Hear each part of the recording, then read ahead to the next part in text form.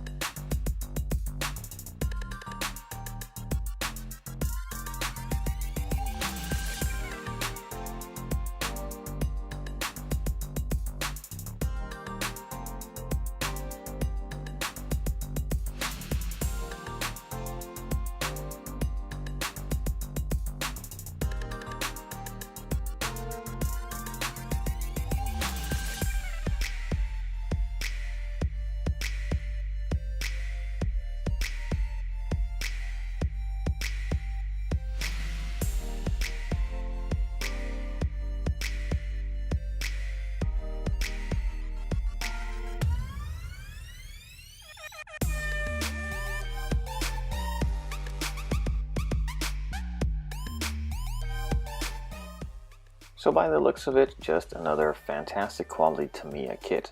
So let's get a bit closer into these parts and show a bit more details. Starting it off with all the clear parts. They are just the Tamiya quality that you come to expect. Very nice and clear, no scratches whatsoever, and a perfectly nice hazing around it so you can easily mask it off. Now in this case, as you could see in the beginning, I have a hobby design masking template set, so I won't really need to make any hassle with that. But if you don't have that set, it's really easy just to do it yourself. All the other clear parts have nice details scribed into them, and with a bit of paint they can be made look very realistic. As most of you probably know, this kit comes with an engine. It is fully detailed, all the parts and components are there. With a bit of paint just straight out of the box, it can be made look very realistic. If you want to go that next step, you can just add some wires really simply, maybe even do some weathering, add some decals, and just general detailing as well, and it will look awesome.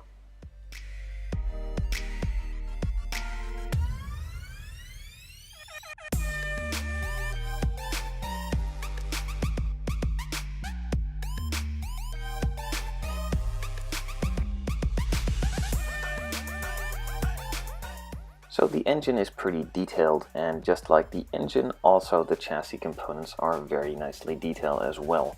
The engine is a two-part piece, even has some texture on the transmission case, and also just a general nice detail, and with a bit of paint, just like all the other components, it can be made look into a very realistic piece. All the chassis components seem to be there as well, nicely detailed. A couple are big one-piece parts, but with a bit of weathering they can be made to stand out a lot more.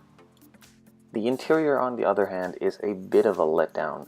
The main piece of the interior, that big tub, is nicely detailed, but just the door cards are pretty much non-existent.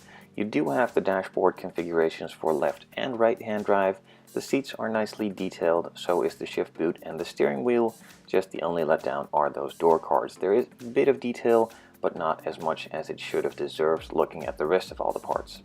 The wheels that come with the kit are plated in a sort of chromy silverish look.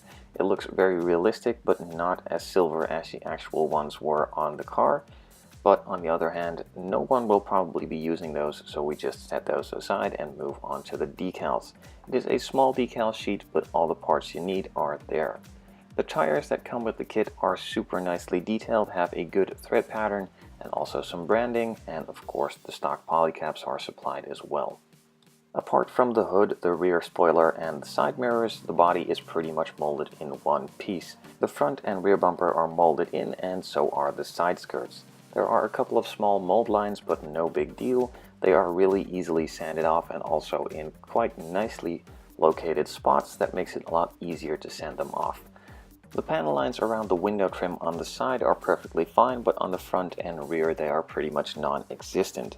So apart from that and the lack of detail in the door cards, this kit is really good. It has a super nicely detailed engine and chassis, and with a bit of modification or just general creativity, it can be made into a very cool car.